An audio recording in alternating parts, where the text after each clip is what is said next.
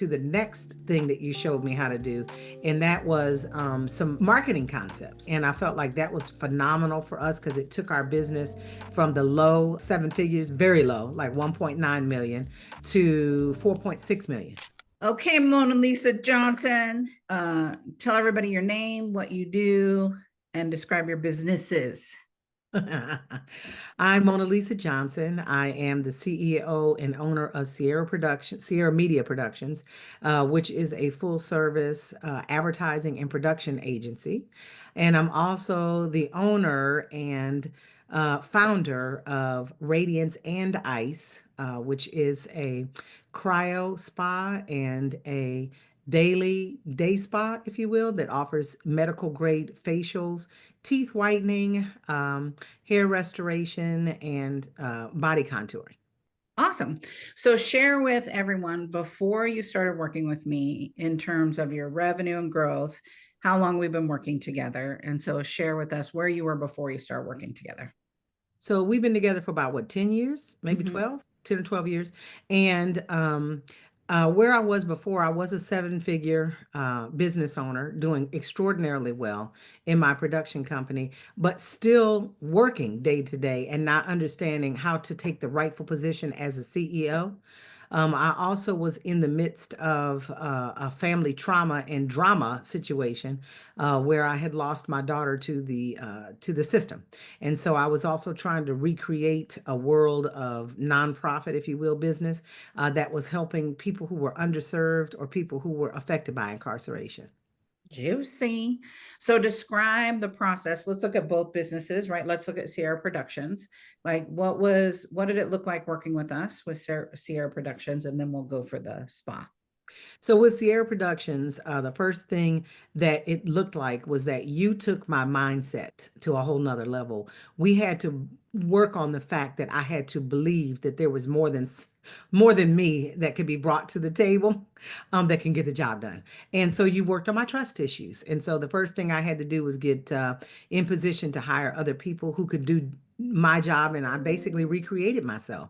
So I extended my employment force. That was our first thing. Our secondary thing was we went into our my P&Ls and we found out where there was money, a whole lot of money being left on the table. And you were able to show me, how to expand the business, how to add additional services, and how to get rid of a lot of services. And then what about the Radiance and Ice? Talk about where you were before and then where we are now. Do I have to for real? This is embarrassing, but it's the truth, the whole truth, nothing but the truth. I swear it. So, I told Susie, I told you, Susie, I said, hey, I'm going to open up another business. I want to do this spa business because I'm sick and tired of being in the advertising world. And I want to do something that makes me feel passionate. Like my hobby is spying. So I figure, hey, I might as well own a spa. I pretty much know inside and out how spas operate anyway. It can't be that difficult. And the first thing you said, Susie, was, don't do it. Did you forget that I came from that business and I have sold and made tens of millions of dollars by getting rid of that business and now I'm training? And I said, yeah. She goes, don't do it. And I said, well, why not?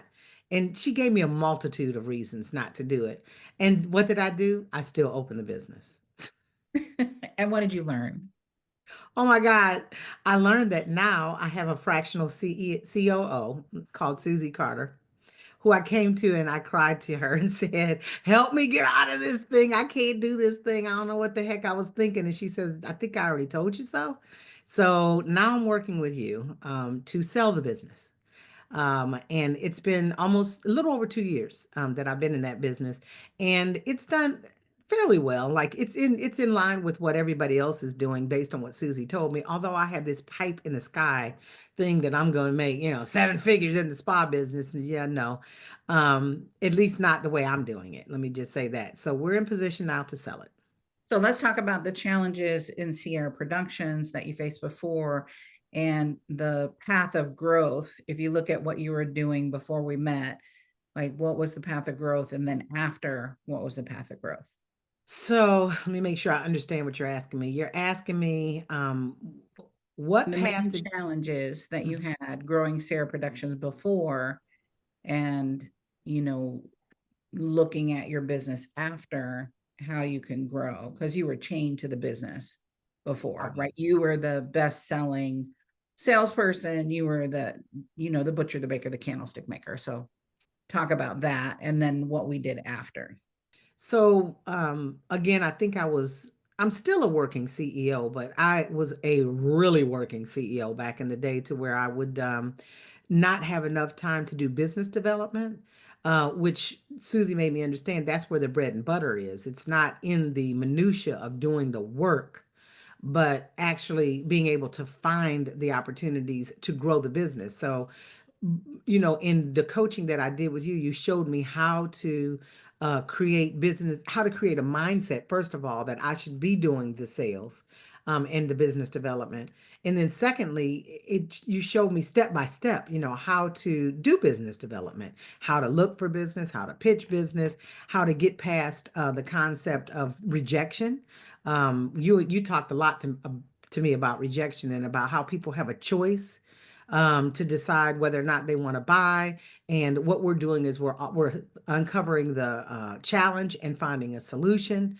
That was a lot of mindset. So for me, once I got in position, I hired other people to do some of the minutiae and some of the smaller things I was doing, and I focused solely on business development, which in turn then took us to the next thing that you showed me how to do, and that was some marketing concepts. Some marketing concepts that helped me to find the actual targeted client that I needed to find because I was looking too low.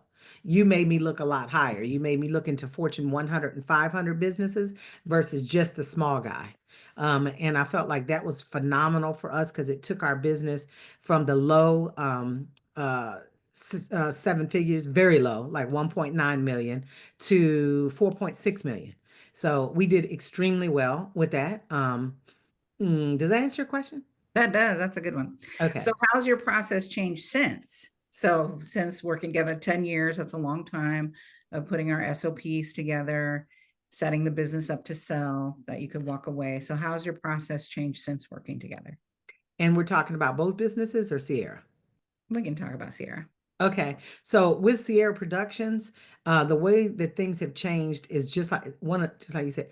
You taught me processes and setting up every department so that it has meaning, it has understanding. Should I walk away at any point in time, there is I call it the Bible. There's a Bible that anyone can pick up and follow and continue to run this business. I did not have that in place when I met you. We have since put that in place and have continued to upgrade that year to year. In November every year, we look at all of that. I make each person go back and revisit their operating practices. We upgrade them because things change. So I didn't even know what that was until I met you. I just thought that, hey, it's just in my head. It's all in our heads, but I now have a business that should I decide to sell that, Sierra Productions, I can, basically pull out all of our standard operating procedures and practices, and I've got a business to go. And so talk about what we've done with Radiance and Ice and the processes we put in place in 2 months. Less than 2 months. It's been about a month. And if it wasn't for the holidays, we'd already be out the door.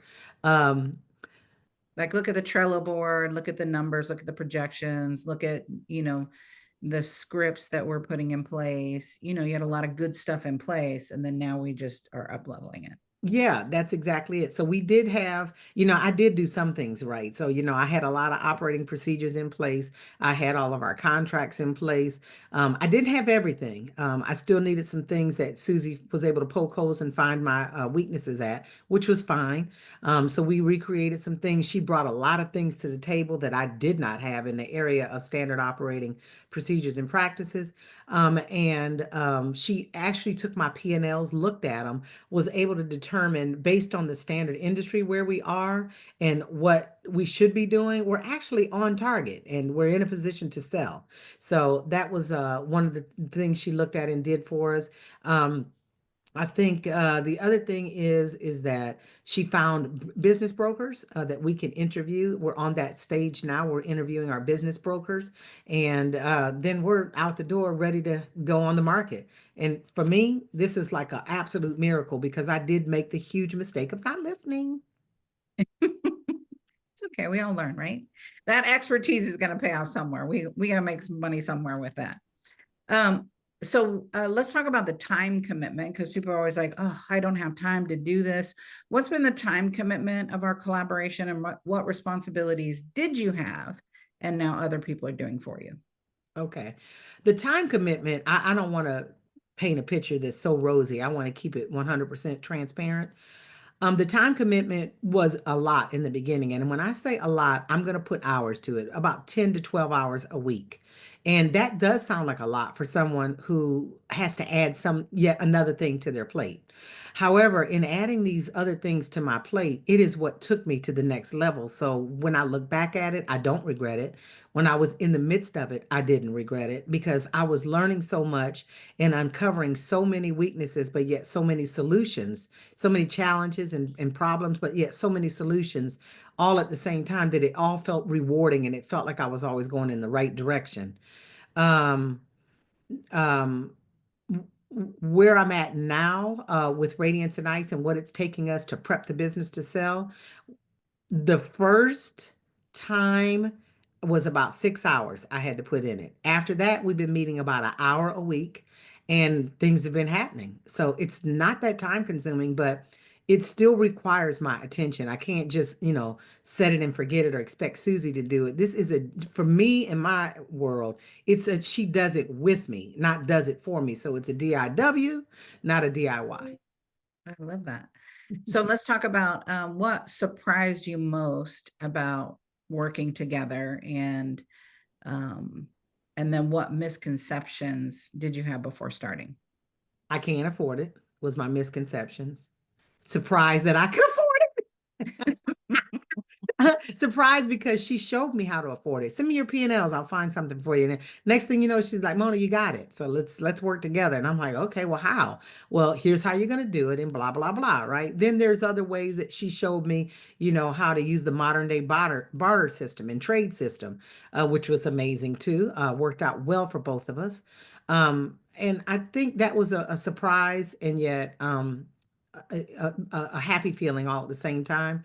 I think I wasn't mentally prepared in the beginning, so I was scared. I was like, Susie is so far over my head. I don't think I can adapt to her mindset or way of thinking or way of doing things. And that I was surprised to realize that she knows how to, she's like a chameleon, if you will, or you're like a chameleon. I forget you're right here. You're like a chameleon. She can fit into any environment, any culture, any race, any level of money, from four figures, five figures, six, seven, eight, she can fit in. And she made me feel comfortable. She made me feel that I could be myself.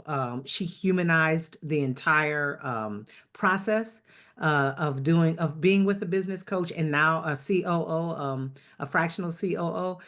It's that was just a surprise for me because I just didn't think I could do it all. And now I am so empowered to be able to do whatever comes my way. I love it. So if someone's on the fence about working with me or working with us, what would you tell them? Get off the fence.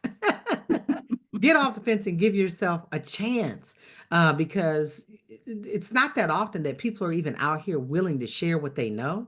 And then on top of that, help you grow.